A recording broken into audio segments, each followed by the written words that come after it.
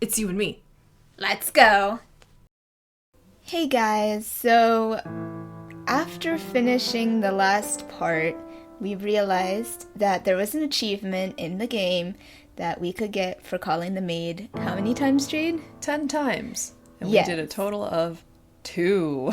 Yeah, well, we did 2, and then we did one more time as we went further in, but we want to see what happens when we call the maid 10 times, so, let's see.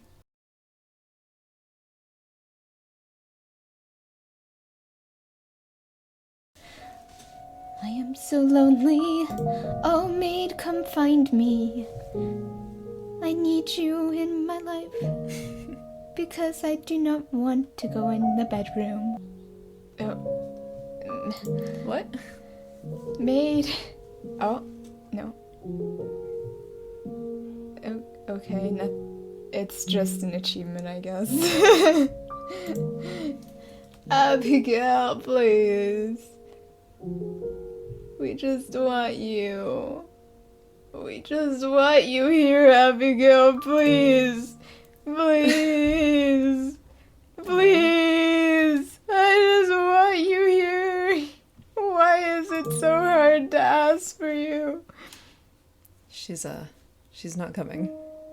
No, I need her to take my hand. Take it. I swear, take it. Take the hand. Okay, I give Careful up. what you say. Someone might take that literally. Oh. They'll chop your hand off. No, yeah, please don't, Yukimasa, thank you. Did we even get the achievement? I don't know. Oh well. I could look. You want me to look? I don't know if it'll count. Oh well. Yeah. Okay, so we're going back to the Misty Manor, guys. That really didn't do anything. Good try. I don't like this. I still don't like it. It gives me the creeps even though it's the day now and not the night anymore. Ugh. Set on a pot, set it on, and also pour water into it. Gather the pieces thereof into it. Even every piece, the thigh and the shoulder. Fill it with the choice of bones. Take the choice of the flock and burn also the bones under it. And make it boil well. And let them seethe, the bones on it, therein. Of it. Of it. Oh, this is like a different voice. Oh well. Whoa!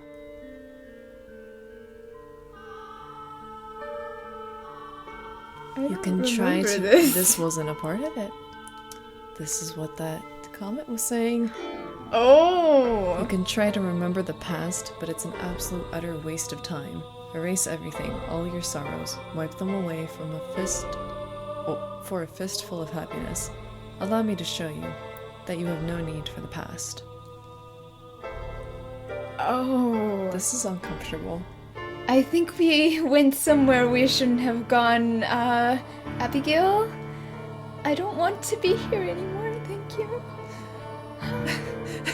It's a good... I'm uncomfortable. It's a good thing I messed up on that line, because we wouldn't have known. No, okay. Scroll up for a bit to see if we missed anything else. Or just grab the thing and... Zoom, zoom, zoom. Zoom, zoom. Okay, no. Oh, we're so screwed. I don't want this, I don't want this, I don't want this, I don't want this. Okay, take... What am I reading? I forgot what I messed up on. Light, or these yes, two. Okay.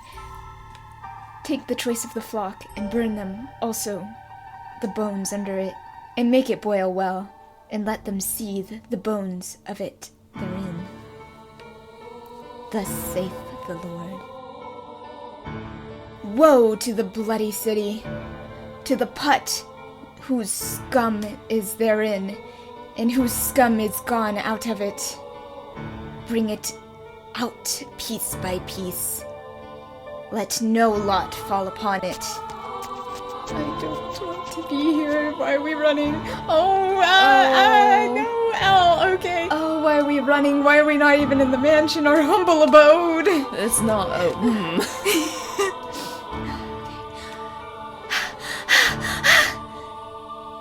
Where is she? Where'd she go? She came down this way, I'm sure of it! Find her! Find her! And burn her! Yeah, she's the witch. Or they're treating her Burn the witch! Burn the witch! Burn the witch! Burn the witch! Burn the witch!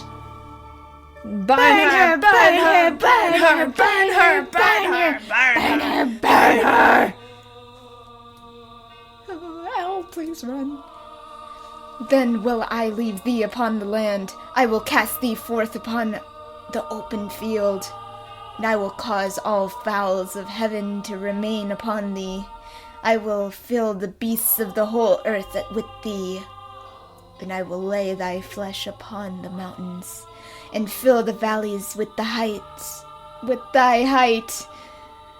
I will also water with thy blood the land wherein thou swimmest, even to the mountains, and the rivers shall be full of thee. And when I shall put thee out, I will cover the heavens, and make the stars thereof dark. I will cover the sun with the cloud, and the moon shall not give her light. All the bright lights of heaven will make dark over thee, and set darkness upon thy land. Oh, hi, it's Jade's best friend. I seem to have lost them. Now, where am I? Where should I go from here? Don't give us the option, please. What am I to do? Darkness spreads as far as the eye can see. Not a ray of light shines down upon me. All that strokes my cheek are tendrils of darkness. Every passing day, every fading hour, my world is engulfed in ebony. There exists no kindness in this shadow, only solitude. I've lost track of how long I've been on the run. Wandering, aimlessly, lost, until I arrived in this dark forest. I no longer have anywhere to go.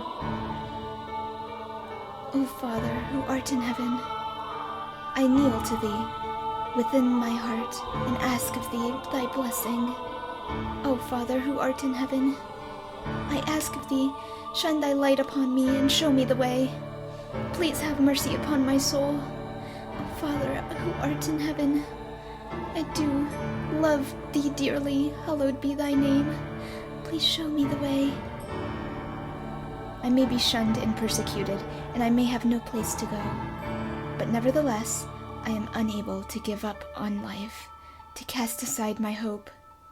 Is that why she had so many chances and then it always ended in tragedy?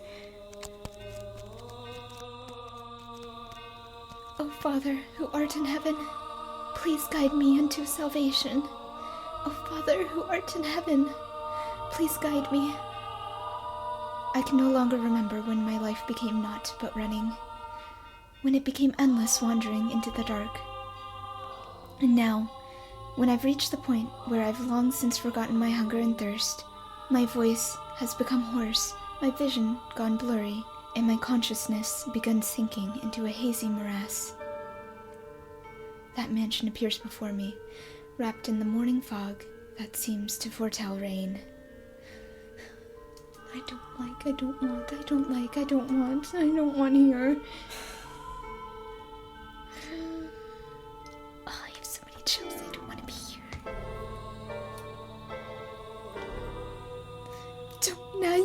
I take it back, I don't want to be here in the mansion anymore. We're good, I'd rather be in the dark forest, yeah. You shouldn't have been here ever. Oh my. The mansion comes into view, like the world fading after a dream. It doesn't appear as though anyone lives here. All the windows are either boarded up or shuttered, as if it's long ago since been abandoned. I wonder why. A tower, which seems out of place in a personal residence, stands tall beside the mansion. The whole building seems as though it could disappear with the fog.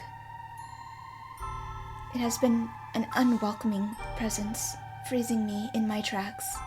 However, don't go in, please. No! If this is where you have led me, then I shall follow your guidance. Having nowhere else to go, this mansion is my only salvation, the light that guides my way. And I have much faith that no matter what I find, whether spirits or wild beasts dwell within these walls, that this is where I will find peace. Anything but. Oh, why honk? No, please. Alarm. Oh, abandoned. Is anyone there? I guess it is abandoned. That makes sense. It would be more unusual for someone to be living in this house so deep in the woods, so far from civilization, like it's been forgotten to time. I can't imagine anyone spending their days here. Yet some people did. I place my hand on the front door. What if I can't get in? I very much doubt I'll find anywhere else to stay, wandering around through the woods. If the door doesn't open, then I'll die out here in the forest. I've come to accept that much, but I'm not ready to forfeit my life yet. Please open. The door is heavy, and though it seemed to protest my attempts to enter, it still opens much easier than I was expecting. I was worried for nothing. I don't think so. Looking in, I get the strangest impression light is being swallowed up into the mansion steps. Rather than going inside, it feels as though I'm about to step outside the boundaries of this world. When I close the door, it's so dark, I can't even tell where I'm walking. I wonder if the window's open. Though I manage to fumble my way over to the window, it's tightly shuttered, and the shutters are caked with rust. I'm probably not getting it open without a fight. If only I had some source of light. I can't even see my hand waving in front of my face. It feels like the door will fall out from under me, and I sink into an eternal darkness if I don't watch my step. Fighting back that fear, I slowly walk forward, tracing the wall with my hand. There's a door at the end of the long corridor. I pull it open, and a wisp of bone, chilling air brushes past me. It's too dark to see anything, but I can feel something different present in the area than the rest of the house. Uneasiness grips me. Is anyone there? My voice simply disappears into the void. No response.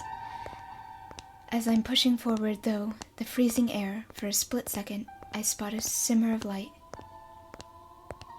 Squinting my eyes, I'm able to make out a large window. Unlike the others, it's not shuttered, but covered by drapes.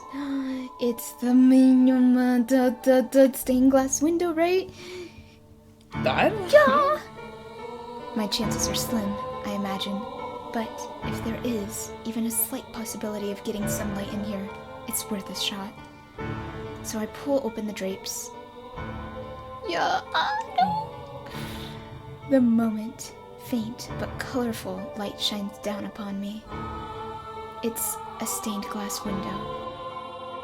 From beyond the glass, I can hear a subtle pitter-patter of rain. I guess it finally started. The different colors of light bend into a milky white, dim but wondrous. It's gorgeous. Why would someone cover it up? It's beautiful. With a little more light, it'd be...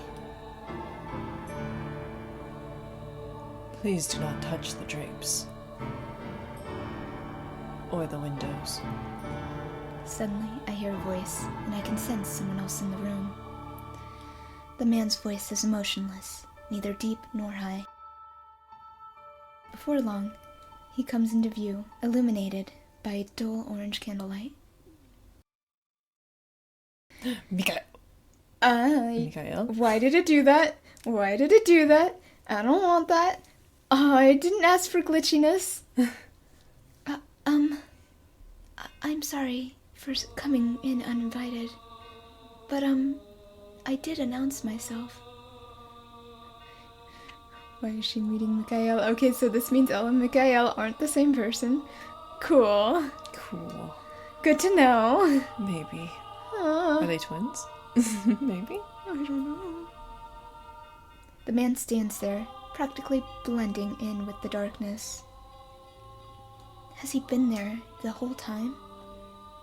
He's staring straight at me. His gaze wavers slightly, but not enough for me to read anything into it. The candle in his hand and the light from the stained glass window are the only illumination in the room, neither of which are particularly bright. As a result, his outline is faint and blurred. It gives off an impression that he might vanish entirely between blinks. My apologies. I assumed the house was abandoned. I suspect you had preferred it to be abandoned. This is exactly what he said to Giselle. Is Elle Giselle? Oh! Oh! Oh! Oh! I thought somebody said was saying no? I don't know. I'm confusing a lot of things right now. I have had the comments over there. Brain confused. Okay. What is happening? But what the heck happened to Giselle? I don't remember. Okay. Let's I don't like this. I don't know how much I like this. Not at all. Is this, do you live in the mansion? Yes, I have for a very long time. I thought I had barred the front door, and it would seem I left it open.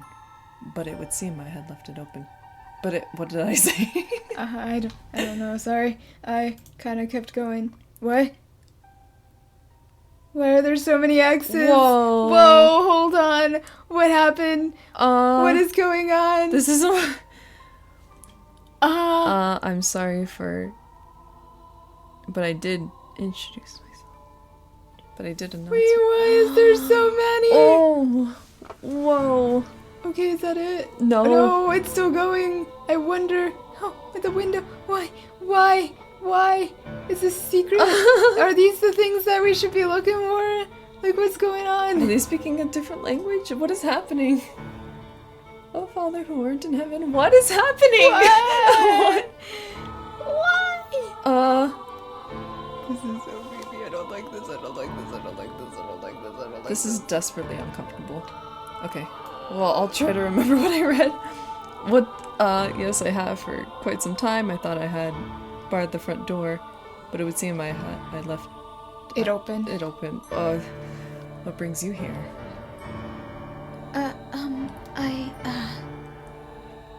If you're lost, I am happy to give you directions. There is a village west of here. It should take you maybe half a day on foot. If you are in need of money, help yourself to some of the furniture. This is exactly what he said to Giselle. Trade it in for food at the village, then make your way to a larger town. Unless he just says that to everyone. Please allow me to stay here.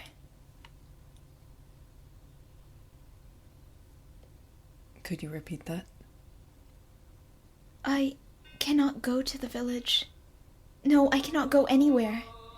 I am no longer able to freely return to any town. We broke him. I'm being hunted. You seem rather young to be a sinner. So you have transgressed. Wait, what? Did he know her in the past life? What's going on? Hello? Why is it like this? Why is it like this? What's happening? I am neither a thief nor an adulterer. If I bear any sin, then it has been with me since birth. I will do everything I can to stay out of your way. I simply ask that you grant me shelter until it all blows over. If you wish to know of my transgression, I will tell you. So please, do not throw me out. I see. And do you ask this of me aware of how people refer to this mansion? Pardon? It is said that a witch once lived in this house. And not just any witch, a cursed witch. This house has been tainted by her seething hatred, and all who dwell within it meet their demise. Oh no. But you live here, don't you? Like her, I too am cursed. Huh? What kind of curse? The one thing I can tell you is that your life is in danger if you get involved with me. Should you approach my curse, I am likely to take your life. You'll kill me? Yes. So you do not belong here. To live with me in this mansion is to sentence yourself to death. No matter what path I choose, I very much doubt I have a future. And if that's the case, then I shall live how I want. I don't care what people say about you, or this mansion. I wish to stay here. You might think I'm rather strange, but my heart tells me that I must stay here. No, you must not. That I was guided here. And hearing what you have to say only reinforces that. What are you scheming? I am not scheming anything. I am simply tired of running. So if your curse is going to kill me, then perhaps that's for the best. At the very least, you won't be hunting me. You won't try to flay me, or tear off my arms, or rip the flesh from my bones. And that's enough for me. If you have committed no sin, then why do they hunt you so fervently? I am accused of being a witch.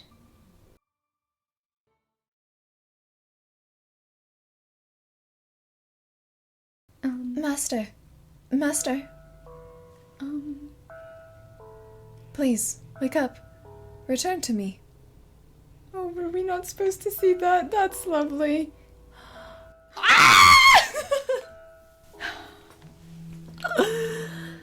My lifeblood was your sustenance, your prosperity.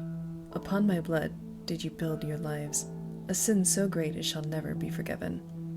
And by my blood were your lives extinguished. This is the power granted unto me by God. My blood shall become a curse, blotting out the stars. I am the witch Morgana. Now let us begin a tale, the beautiful finale to this world.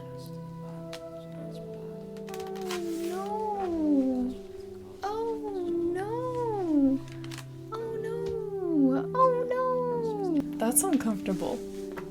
That is uncomfy. Okay, so the So witch is wasn't talking to us. That was that not the actual door? I guess not. Elle is Giselle. Maybe? I guess.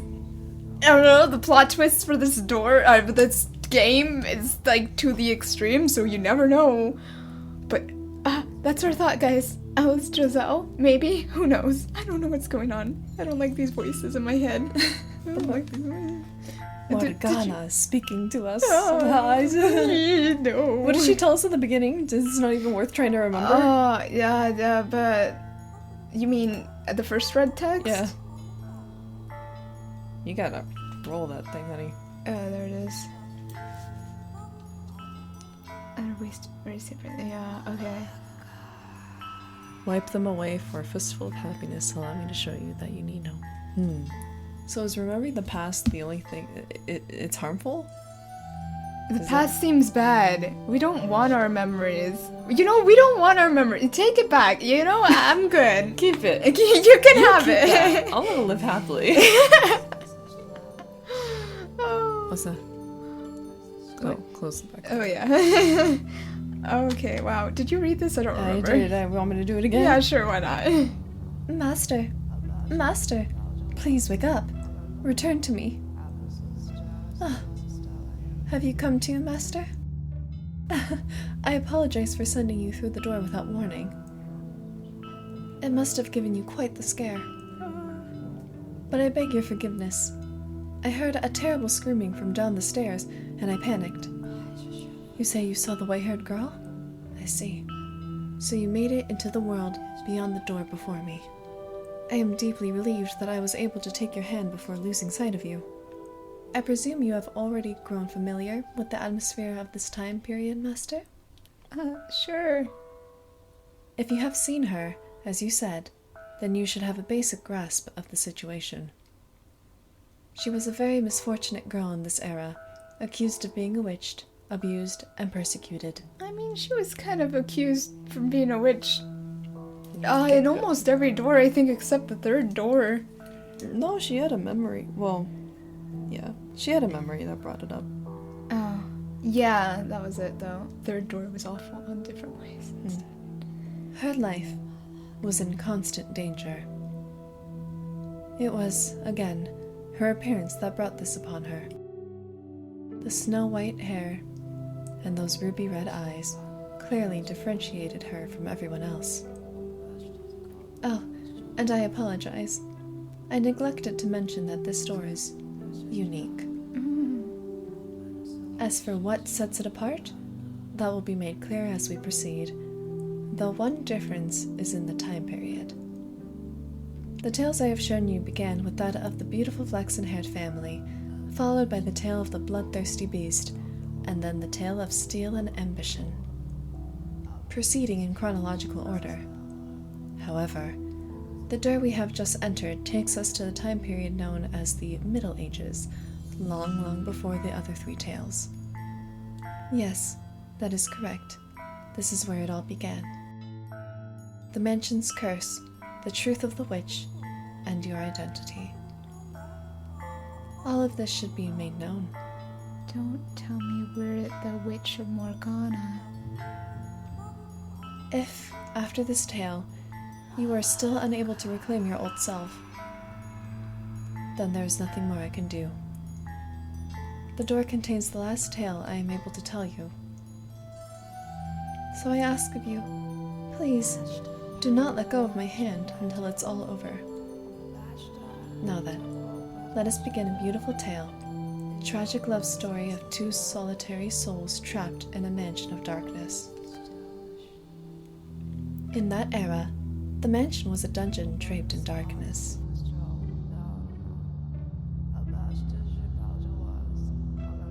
After a great deal of time on the run, the white-haired girl found herself at a remote mansion that stood in a dark, overgrown forest. All the windows were either boarded or shuttered, and it was even darker inside the house than out. So I guess if we didn't touch the painting, we wouldn't have gotten that little tidbit. Oh, I don't know. Not even a ray of moonlight could enter through those walls. Only naturally, the white-haired girl had assumed that nobody lived there. But her guess was incorrect. Someone did, indeed, dwell in the house. It was a young man named Michael.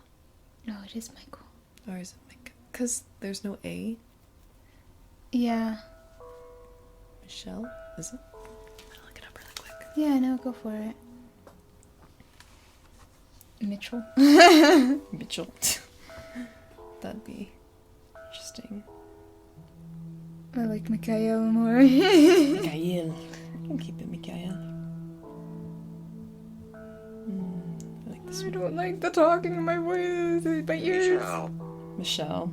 It is Michel. Michel. Michelle. Michel. Michelle. Michel. Don't like The these following pronunciation. Michel. It's Michel. Michel. Michelle. Oh man, this. Oh man. I don't like all the whispers of this song. It's so eerie. I love it, but I don't love where we're at. Okay. It was a young man named Michel. Though she could not make out the details of his face in the candlelight, she thought him a very handsome man. However, he proclaimed to her that a witch resided within the mansion, and that he too was cursed. Everyone who got close to him lost their lives. Do you think that what he told her was all nonsense? Clearly not. A lie devised to chase her out of the house? The truth of the matter shall come to light in time. I don't like these new visual transitions. Despite Michel's assertions, the white-haired girl decided she would take up residence within the mansion. This era's white-haired girl was younger than the others. She was still in her early teens, young enough to be seen as still a child. But she was neither as self-centered nor irresponsible as you might expect for someone her age. She was very delicate and reserved, and acted with a great deal of modesty and restraint. The accusations of her being a criminal and a sinner were grossly inappropriate. Nevertheless, she was still chased from her home, barely managing to flee this mansion with her life. Now, the white-haired girl thought it would be rude to simply take up space in the mansion, so she chased down the master, Michel, and asked, Is there anything I can do to help? I will clean or cook or anything, just let me know.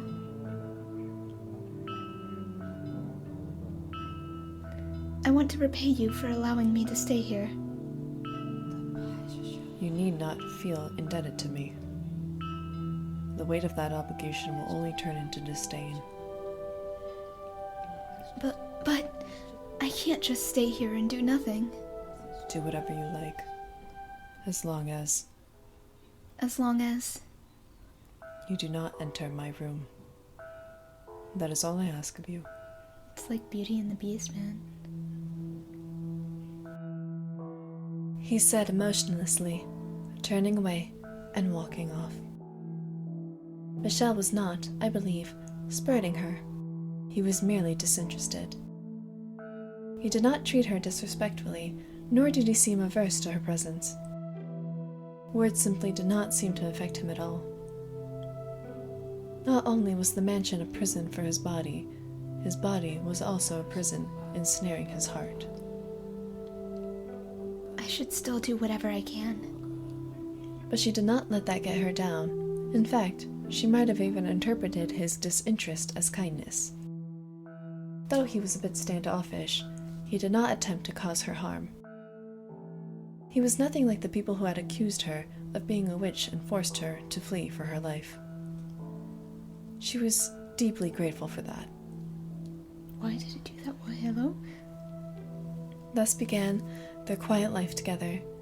Michel, who avoided contact with others, and the white-haired girl, who had taken a great deal of abuse from others.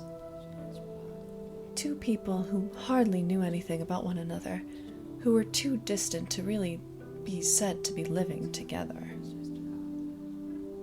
Michel spent most of his days in his chambers, so they only ever saw each other occasionally, and they hardly ever spoke. Though they stayed in the same house, they both still lived solitary lives. Nonetheless, the white-haired girl wanted to get to know Michel better. She wanted to know why he called himself cursed. Why he lived alone in this dark mansion. How many days, how many years has he spent here in solitude? And while she waited for the opportunity, she also started doing things around the house. The first project she set out to take care of was cleaning. As the windows were all firmly shut, her only source of light was candles. For whatever reason, there was a great deal of candles stored in the cellar. She wondered where on earth he had acquired so many, but she never found the opportunity to ask him. It was difficult to even see all the dust and cobwebs with only candlelight, and considering the poor airflow through the house, she was afraid her efforts were going to be in vain. Still, she persisted, sweeping and wiping things down, one room at a time. Eventually, she made her way to the library. The dust that had settled there was much heavier than in any other room. With each breath, she had to fight back coughs. No. It was not a room one would normally be comfortable spending much time in, but the sight of so many bulky volumes lining the shelves set her heart aflutter with delight. They're books. Incredible, real books. The white-haired girl had never seen a book before. She had heard people describe them, but that was the first time she had ever seen one for herself. Parchment was a very valuable commodity in this area. It was something monks and scholarly priests made use of, and not a material one could easily acquire without some degree of social rank. Books were not printed with machines, but copied by hand. A single volume took an incredible amount of work to create. Even the process of binding was an art. Standing before a shelf, she stared intently at the spines. There's so much dust. Does he not read any of them? Just a peek, just a tiny peek. She said, making excuses to the empty room as she reached her hand toward one of the books. The tome that caught her eye was on the upper shelf. It bore gorgeous jade embossing and looked like it belonged in a treasure chest. Almost. Though she tended to act older than her age, the white-haired girl was still in her early teens, and not especially tall. Even standing tiptoe, it was still just barely within reach. I don't know why, but I thought it said potato instead of tiptoe. I was like, potato.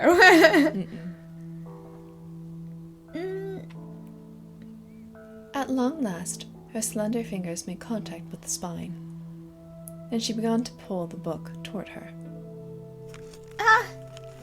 The library had sat abandoned for some time, causing the covers to stick together.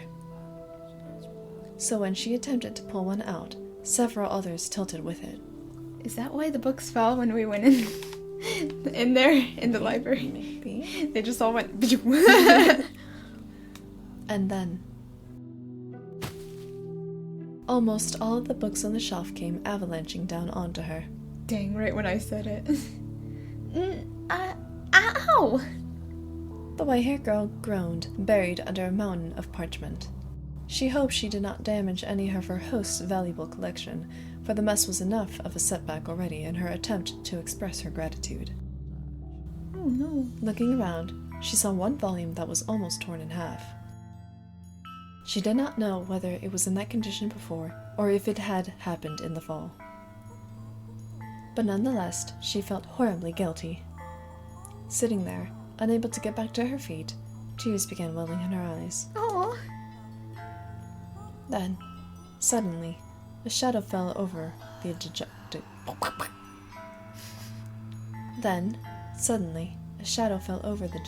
girl.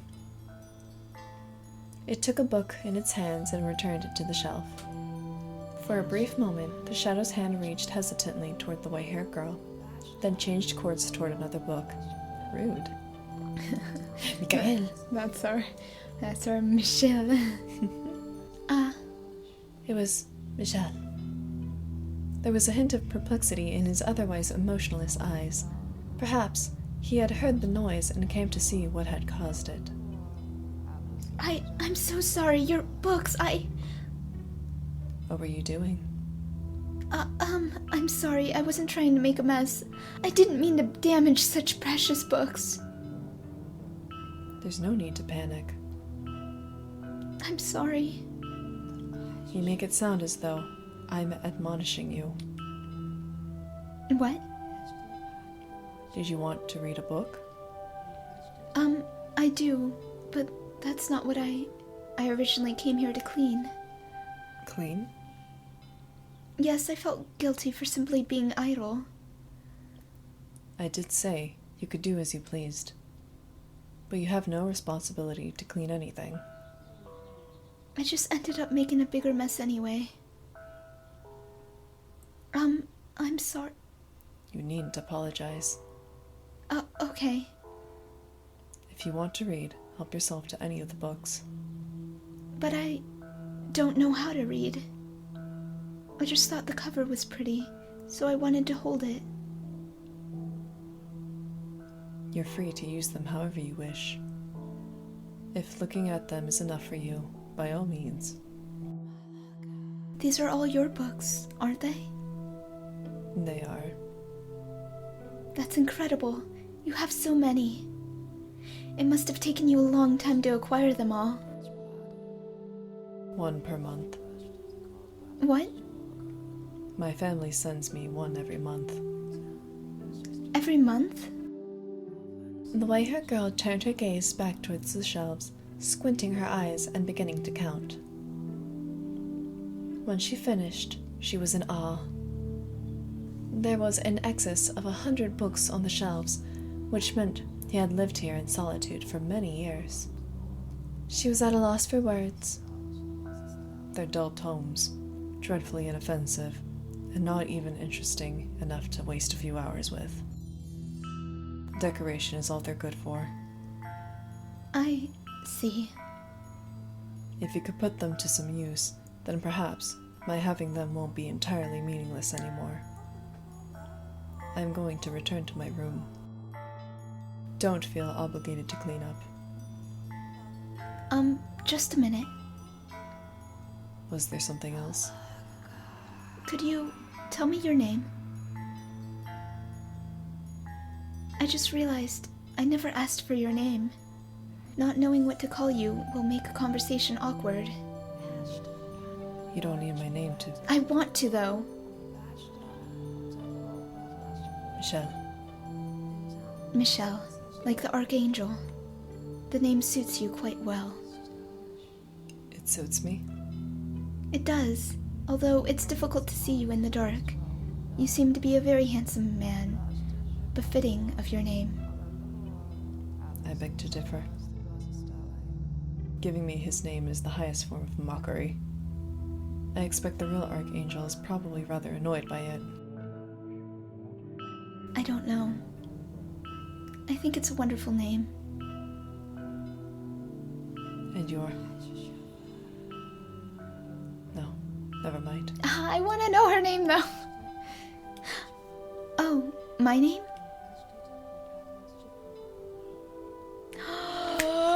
Hot dog. It was dog. Giselle. Oh my gosh. I think I originally said I think Elle's Giselle. Oh my gosh. Well, Wow. Wow. Alright, Elle. You're finally Giselle.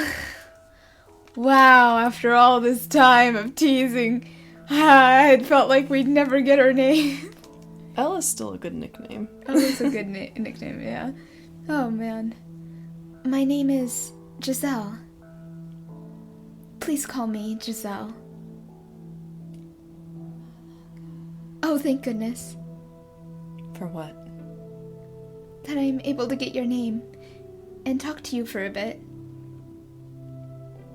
We haven't seen much of each other since I first arrived, so I'm glad I got to hear your voice. So very glad. You gain nothing by speaking to me. You have no responsibility to do so, and there is no need for you to feel joy about it. I'm not pleased out of some sense of responsibility or necessity. It's just depressing not being able to have a conversation with someone living in the same house. You do not understand me at all. As I said on that first day, my curse will one day kill you. But I'm still alive, aren't I? You are welcome to believe I am lying, and that I am merely out of my mind. But it will be too late when you realize the truth. I'll be fine, I'm sure. And even if I do die because of your curse, I promise I won't hold a grudge. Could you possibly be keeping away from me out of concern? No, I simply have no interest in interacting with anyone. I would like to interact with you. If you don't mind, that is. As I told you, you have nothing to gain from that. I have nothing, not even words, to give you. What are you giving her now? My body is nothing but a shell, even if I were not cursed. My presence would do not but cause you discomfort. My presence would do not but cause you discomfort. I don't think that's true. I don't believe that there's anyone in the world with absolutely nothing. There's plenty inside you. You simply haven't noticed it yet. And not all of it is only... and not all of it will only cause others pain either. If you truly believe those words, then you are a foolhardy girl. How can you trust someone you only just met? For that matter, how do you not resent everyone? Resent them? I could take a guess as to why people call you a witch, and why you had to flee all the way to this mansion. Your white hair and red eyes, that abnormal, seemingly inhuman appearance drew their condemnation. And I can think of any number of reasons they might have started treating you less than human. Perhaps people around you experienced misfortune, or perhaps there was a natural disaster, a famine, a plague. Misfortunes are normal in life, though. Yeah, but this is ye old yeehaw times. True. Very misconstrued ideas. Some kind of external phenomenon. And you were their scapegoat. Yes, you are, by and large, correct. Then that would make me as unworthy of your trust as anyone else. I make no claim to having your interests in mind. Goodbye. If you don't mind, could you teach me how to read sometime? Did you listen to anything I said? I listened, yes. I have no intention of idolizing you.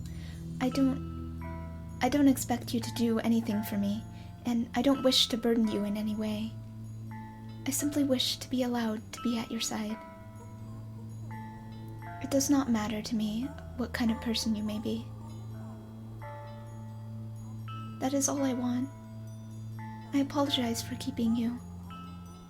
Please consider it, if it's not too much trouble. As the master of the house, Michel, made his way out of the library, he appeared to be slightly rattled. Perhaps the white-haired girl's determination had ignited something in his chained heart. Or perhaps it was something else. She stared toward the darkness into which Michel had disappeared. Then, she carefully wrapped her arms around the jade-embossed tome, a soft smile spreading across her lips. He's a decent man. I'm sure of it. We're alike, he and I. Too bad that age gap is wild. Uh-huh. And thus began to blossom within her a faint sense of fellowship, as someone who also knew solitude.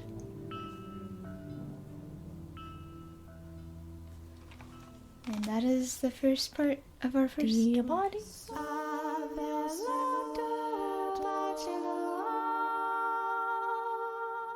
Okay, and we will see how that gets distorted.